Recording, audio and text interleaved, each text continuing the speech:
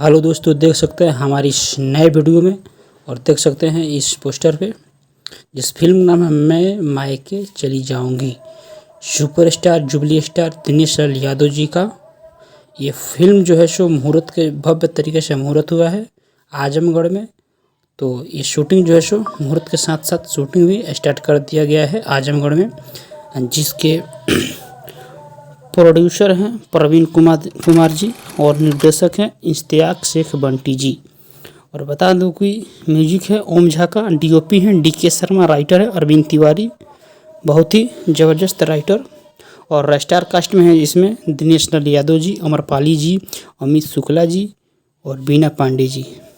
तो बहुत ही ज़बरदस्त ये फिल्म स्टोरी है, फैमिली ड्रामा है और ये शूटिंग ज़ोरों शोर से यहाँ पे मुहूर्त के साथ साथ शूटिंग चालू कर दिया गया है।